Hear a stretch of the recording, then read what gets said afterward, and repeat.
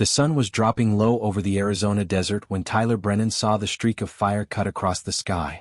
He was out by the west fence line, hammering in a post that had come loose during last week's storm. 23 years of working this ranch had taught him plenty of things, and one of them was to mind his own business when something strange happened out in the desert. Folks around here had enough wild stories without adding more. But this was different. The streak wasn't like a shooting star or a plane. It was close, real close, and it was coming down fast. Tyler watched it slam into the ground about half a mile north of his property, sending up a plume of sand and smoke that mushroomed into the evening air. He stood there for a moment, hammer still in his hand, debating. Could be military. Could be nothing. Could be trouble he didn't need. Then again, what if someone was hurt? Tyler tossed the hammer into the bed of his pickup and grabbed his rifle from the gun rack. Wild boar had been tearing up his land lately, and he wasn't about to walk into an unknown situation unarmed. The truck bounced over the rough terrain, kicking up dust as he drove toward the crash site. His dog, Buck, had been with him earlier but had run off chasing rabbits. Probably for the best. The closer he got, the stranger it looked. There was no crater, no burning wreckage like you'd expect from a plane crash. Just a small metal pod, barely bigger than a chest freezer, half buried in the sand.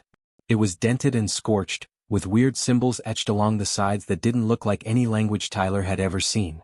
No windows, no obvious door. Just smooth metal and those strange markings that seemed to shimmer in the fading light. Tyler killed the engine and stepped out slowly, rifle ready but pointed down. The air smelled wrong, like burnt metal and something else he couldn't place. Something chemical. He circled the pod once, looking for any signs of danger, any indication of what this thing was. His boots crunched on the sand, and his heart was beating faster than he wanted to admit. That's when he heard it. Mama? Mama, please. Tyler froze. The voice was small, frightened, and it wasn't coming from outside. It was inside his head, clear as day but somehow not quite sound. More like a feeling that had words attached to it. A child's voice, desperate and fading. His hands moved before his brain caught up. He dropped the rifle, grabbed a tire iron from his truck, and started prying at the seams of the pod. The metal groaned and bent, and after a few hard yanks, a panel popped free with a hiss of escaping air. The smell hit him first. Stale, recycled air mixed with something organic and sour. Then he saw movement inside. Curled up in a nest of shredded material that might have been padding once was a creature that shouldn't exist. It had scales that glowed faintly in the dim light, like the last embers of a dying fire. Wings that looked too delicate, too thin, folded against a body no bigger than a house cat. And when it opened its eyes, Tyler felt his breath catch in his throat. Those eyes were gold. Pure, liquid gold, but with a depth to them that reminded him of looking up at the night sky. Old eyes. Knowing eyes. Suffering eyes. Mama? The voice came again, weaker now, and the creature tried to lift its head but couldn't manage it. Easy now, Tyler heard himself say, his voice rough with emotion he didn't fully understand. Easy there, little one. I got you. He didn't know what made him do it. Maybe it was the way the creature looked at him like he was its last hope. Maybe it was the fact that he'd lost his own wife Grace 5 years back and understood what it meant to call out for someone who couldn't answer. Maybe he was just a fool who couldn't ignore something helpless and hurting. Tyler shrugged off his denim jacket and carefully, gently, scooped the creature up. It weighed almost nothing, like picking up a bird with hollow bones. He wrapped it in the jacket, feeling the faint flutter of a heartbeat against his chest, so fast and weak it scared him. The creature made a small sound, something between a whimper and a sigh, and tucked its head against his shirt. As he held it, something strange happened. A warmth spread through Tyler's chest, not painful but intense, like someone had lit a candle inside his ribcage. It felt like recognition. Like something important had just clicked into place, though he couldn't explain what or why. Safe, warm? The voice in his head was barely a whisper now. That's right, Tyler murmured, carrying it carefully to his truck. You're safe now. I promise. He laid the creature on the passenger seat, keeping his jacket wrapped around it, and drove toward home faster than he probably should have. His mind was already racing ahead. Doc Winters owed him a favor from last year when Tyler had helped pull his truck out of a ditch during that flash flood. Maybe the vet would know what to do. If not, Tyler would figure something out. He had to. What Tyler didn't know was that up in space, far above the desert, warning lights were flashing red across the control panels of a dozen different alien ships. Sensors were going crazy. A bond signature had just registered on their systems. A psychic bond between species. The kind that wasn't supposed to be possible with humans. But the data was right there, undeniable and growing stronger by the second. Something impossible had just happened in the Arizona desert, and the galaxy was about to notice. The first 3 days were the worst. Tyler barely slept, keeping watch over the creature he'd started calling Ember because of those glowing red-orange scales. She lay curled up in a nest of blankets he'd made in the corner of his bedroom, barely moving except to breathe. Those shallow, rattling breaths that told him she was slipping away. Doc Winters had come by that first night, took one look at Ember and went pale. "Tyler, I work on cattle and horses. Maybe the occasional injured coyote. This thing, whatever it is, I got no idea what it needs. No idea what's even wrong with it." "Try," Tyler had insisted, and Doc had tried. He checked her over as best he could, noted the weak heartbeat, the dehydration, the general failure to thrive. He'd left some electrolyte solution and antibiotics, but his parting words weren't encouraging. "I'll be honest with you, Tyler. I don't think it's gonna make it through the week." But Tyler wasn't ready to accept that. He couldn't explain why this mattered so much. He'd found injured animals before, tried to help them, succeeded sometimes and failed others. This felt different. That voice in his head, that desperate call for mama, had carved itself into his heart and wouldn't let go. He tried everything. He mixed up nutrient pastes and tried to feed her with an eyedropper. He kept her warm with heating pads. He even looked up exotic animal care on the internet, though nothing he found matched what Ember was. Every search for reptile with wings just brought up pictures of mythical dragons, which didn't help at all. On the fourth day, sitting beside her at 2 a.m, exhausted and frustrated, Tyler just started talking. Not trying to feed her or fix her, just talking. "I don't know what you need, little girl," he said quietly. "Wish you could tell me. Wish I knew how to help you better." He found himself telling her about the ranch, about how his granddad had started it back in the 60s. About his wife Grace, who'd loved this land as much as he did, and how the cancer had taken her 5 years back. About the loneliness that had settled into his bones since then, how the ranch felt too big and too empty most days. "Feels good to have someone to talk to again," he admitted. "Even if you probably can't understand a word I'm saying." But then Ember's eyes opened just a crack and he felt something. A warmth. A presence in his mind that wasn't his own thoughts. Comfort. Understanding. She was listening. Really listening. From that moment, Tyler talked to her constantly. While he did his morning chores, he narrated everything. "Heading out to check the water tanks now. Old pump's been acting up. Might need to replace it soon, but that's a problem for next month." When he cooked his meals, she was there on the counter, wrapped in a blanket, and he told her what he was making. Scrambled eggs and bacon. Nothing fancy, but it'll do. And Ember started eating. Not much at first, just tiny bits of scrambled egg, some ground beef, later some mashed sweet potato. But she was eating, and more importantly, she was growing stronger. Tyler noticed her eyes were brighter, more alert. Her breathing steadied. By the end of the second week, she was moving around, exploring the house with curious chirps and trills. By week 3, she'd grown. A lot. She was the size of a medium dog now, and Tyler had moved her sleeping spot to the living room where there was more space. She followed him everywhere, perched on fence posts while he worked, and made these happy little sounds when he praised her. One morning, Tyler was moving cattle from one pasture to another when Ember suddenly took flight. Her wings had filled out, become strong and leathery, catching the morning sun. She circled above the herd and, without any prompting, started guiding the stragglers back toward the group. She'd watched Tyler do it enough times with Buck that she understood what needed doing. Tyler stood there, jaw hanging open, watching his dragon herd cattle. "Well, I'll be damned," he muttered, then laughed. It felt good to laugh again. What Tyler didn't know was that he was being watched. High above the earth, in a ship that human technology couldn't detect, a team of alien observers was having a heated debate. "This is impossible," the team leader insisted, watching the feed of Tyler and Ember working together. "Humans are barely telepathic. They shouldn't be capable of bonding with a drachmer. Those creatures only bond with high-level psychic species." And yet, another observer pointed out, the bond signature is unmistakable. It's not weak either. Look at these readings. It's as strong as any bond we've ever recorded. Maybe stronger. They watched Tyler teach Ember to fetch, watched him scratch behind her eye ridges while she made contented rumbling sounds, watched the way they moved together like they'd known each other for years instead of weeks. "The drachmer is thriving," the medical officer noted. "Look at her growth rate. She's developing 3 times faster than normal. The bond is accelerating her maturation. We need to report this to the council," the team leader decided. "They're not going to believe it, but the data doesn't lie." Somehow, impossibly, A human has successfully bonded with a Class 5 apex species. Back on the ranch, Tyler was settling onto his porch with a beer, watching the sunset.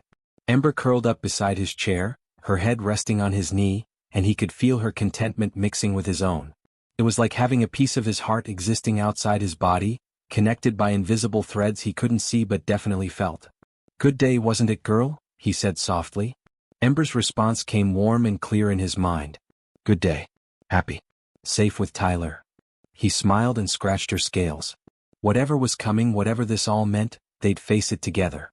Tyler was in the kitchen pouring his first cup of coffee when Ember's entire body went rigid. It was just past dawn, that quiet time when the world was still waking up. He'd been looking forward to a peaceful morning, maybe fixing that loose board on the barn after breakfast. Then Ember's voice slammed into his mind, sharp and alarmed. "Danger. Strangers coming. They want me." Tyler's coffee mug hit the counter. His heart kicked into high gear as he moved to the window.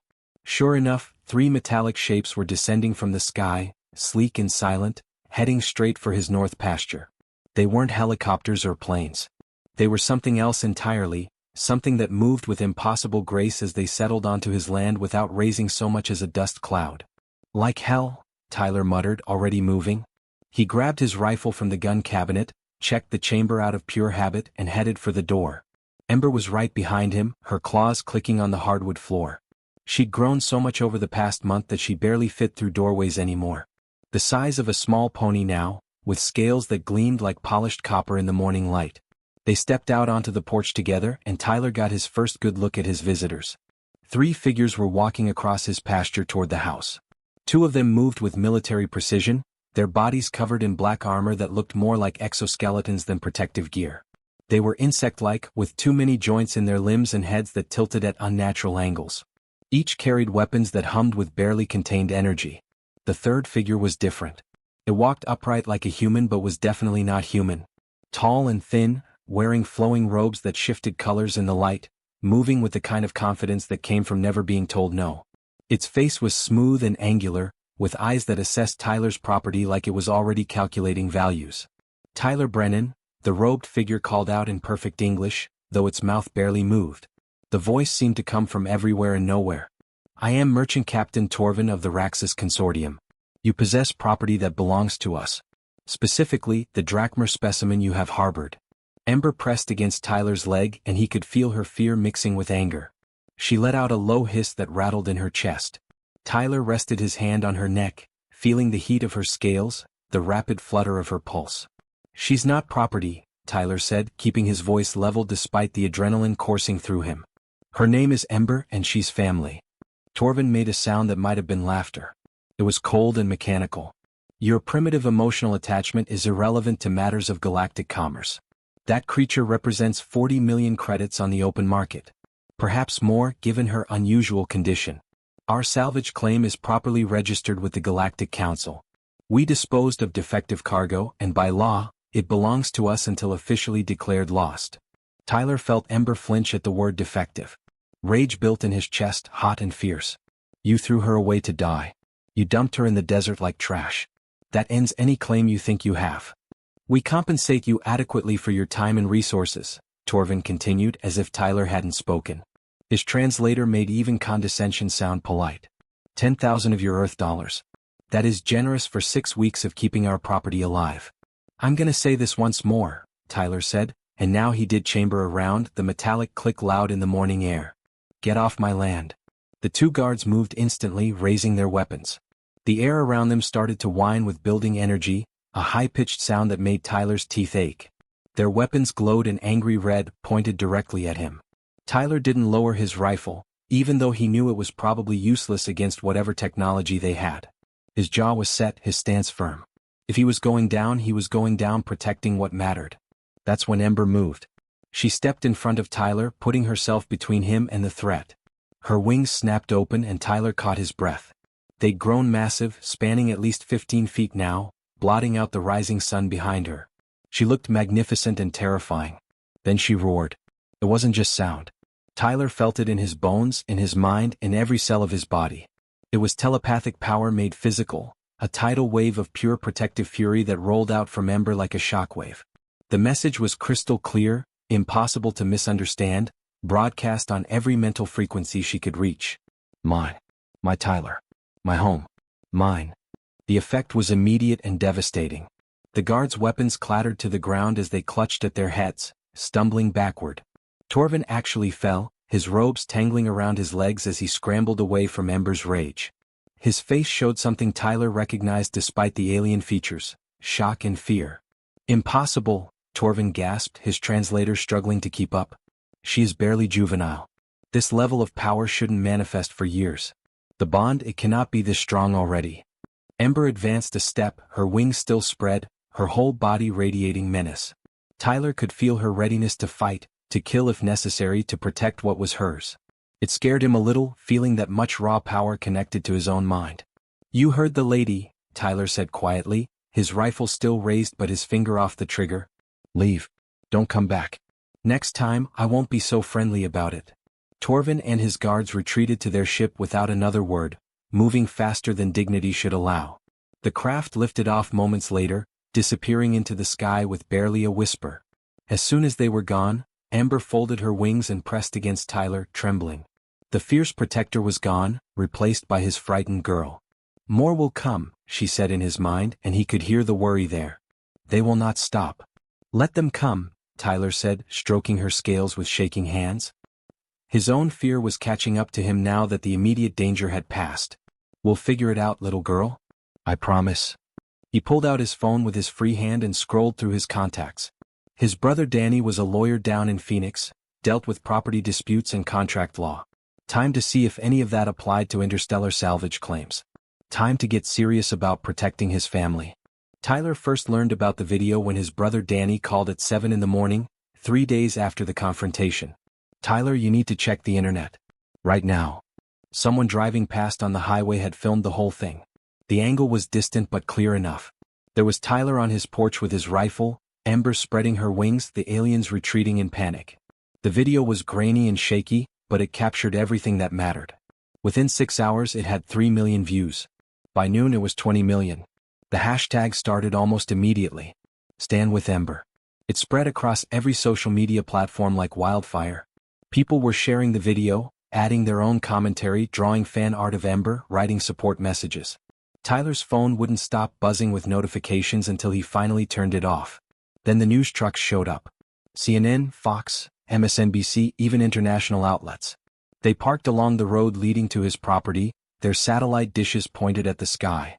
Reporters kept trying to get onto his land for interviews until Tyler put up a sign that said, "Private property, no trespassing," and stood on his porch with his rifle visible. On the 4th day the Galactic Council made their move. A holographic message appeared simultaneously on every screen across Earth. Televisions, phones, computers, even the big screens in Times Square. An alien figure, elegant and severe, delivered an ultimatum in a dozen languages. "The creature you call Ember is a drachmer, a Class 5 apex species under galactic protection protocols. The human Tyler Brennan is unqualified to provide proper care. We demand the immediate surrender of this creature for placement in an appropriate facility. Failure to comply will result in economic and technological sanctions against your planet. You have 72 hours. The message was clear. Earth wasn't a member of their Galactic Council. Humanity had no legal standing. No rights. No say in the matter. It was hand her over or face the consequences. Tyler watched the broadcast with Ember pressed against his side.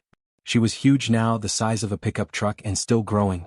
"They cannot take you," she said in his mind, but he could feel her fear underneath the determination.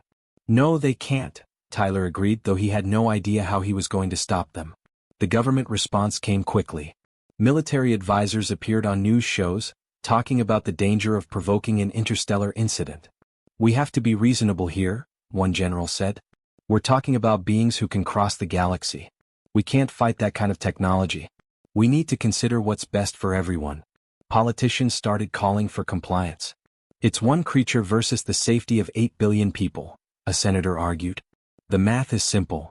Tyler sat on his porch that evening, feeling more alone than he had since Grace died.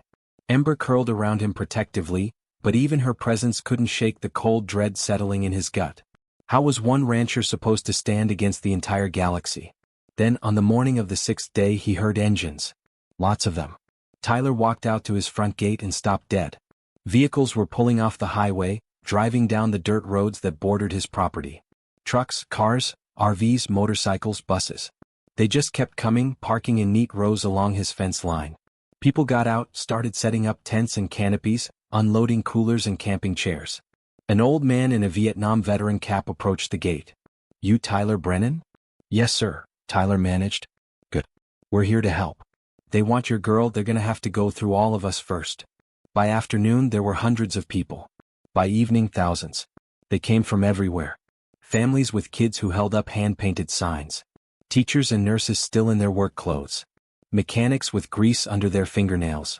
Farmers who understood what it meant to protect what was yours. Veterans from wars going back 50 years, standing in formation like they were on duty again. News crews interviewed them.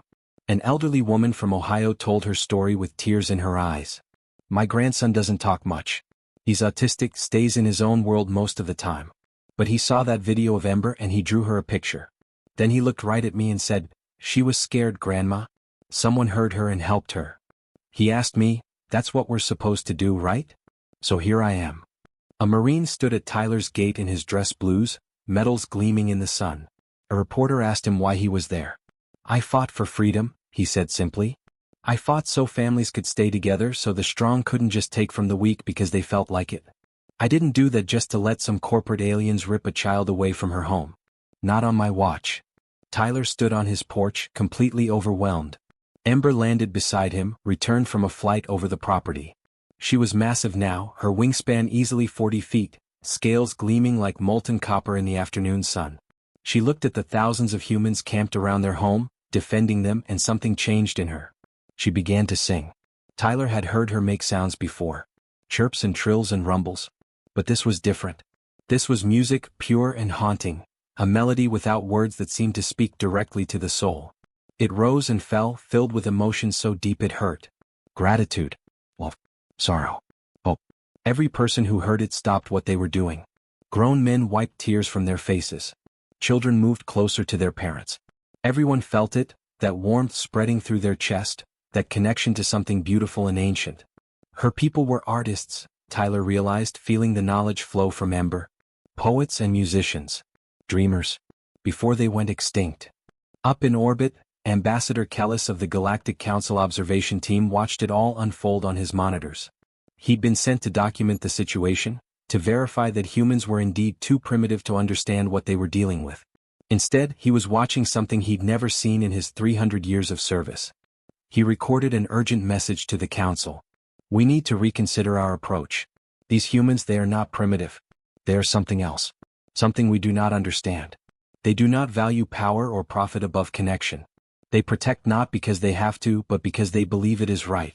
Recommend immediate diplomatic recognition and de-escalation. This could go very badly if we push them." They appeared in Earth's orbit on the 10th day. 20 warships, each one larger than an aircraft carrier, their hulls dark and angular, bristling with weapons that humanity had no defense against. The Raxus Consortium had come in force, and they weren't interested in negotiating anymore. Every news channel showed the same images. The alien fleet hanging in space like a threat written across the sky. Military analysts talked in grim voices about humanity's complete inability to fight back. "If they decide to attack," one expert said flatly, "there's nothing we can do to stop them." At Tyler's ranch, the crowd had swelled to over 50,000 people. They filled every available space along his property, stretched out across neighboring fields with permission from other ranchers who joined the cause. Tents and RVs covered the landscape. Portable kitchens had been set up, volunteers distributing food and water. It looked like a festival, except everyone knew what was really happening. They were waiting for war. Tyler stood on his porch with Ember beside him, looking out at all those people who'd come to stand with them. Regular folks who had jobs and families and lives they'd put on hold to be here. Kids holding signs they'd made in crayon. Old folks in lawn chairs who'd probably never even left their home states before. All of them here, unarmed and vulnerable because they believed it mattered. "Too many," Ember said softly in his mind. "Too many will die for me." "That's their choice to make," Tyler replied, but his stomach was twisted in knots.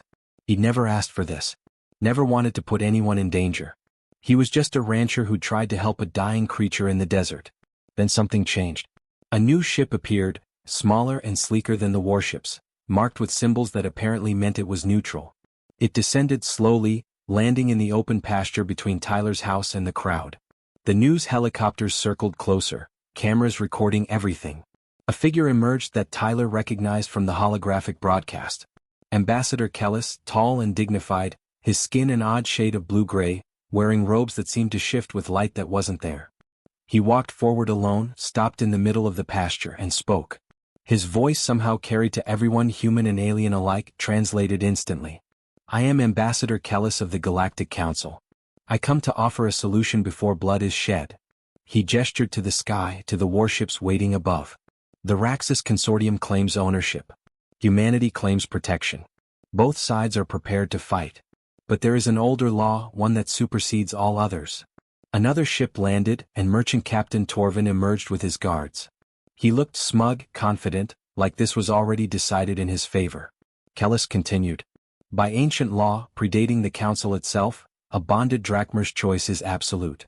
The creature will decide her own fate. If she chooses to leave with the Raxus Consortium, humanity will not interfere and this matter ends peacefully. If she chooses to stay with the human Tyler Brennan, the bond is legally recognized and all claims are void. Tyler felt his heart drop into his stomach. He looked at Ember, really looked at her. She was magnificent now, easily the size of a small airplane, her scales gleaming like living metal, her wings capable of blocking out the sun. She deserved more than this dusty ranch in the middle of nowhere. She deserved to be with her own kind, to see the galaxy, to have a life bigger than what he could offer. Torvin stepped forward, his translator making his voice sound smooth and reasonable. The choice is obvious. With us, the creature will have access to unlimited resources, advanced care, opportunities beyond measure. What can one primitive human offer compared to the wealth of the galaxy? It will choose profit and advancement. That is how civilized beings think. Tyler walked down from his porch, his boots crunching on the dry ground. He moved to stand in front of Ember, looking up at her golden eyes. His throat was tight, but he forced the words out. Ember, I won't hold you back if you want to go. You deserve more than this place. More than me. You deserve. Tyler. Her voice in his mind stopped him cold. But it wasn't just in his mind anymore. Somehow she was projecting it to everyone. Every human in the crowd, every alien watching from the ships above, everyone heard her voice, felt her emotions, understood her words. I was dying in darkness. Alone in the cold. Afraid. My people are gone, scattered to stars and silence like dust on the wind. I called for my mother, knowing she could not answer.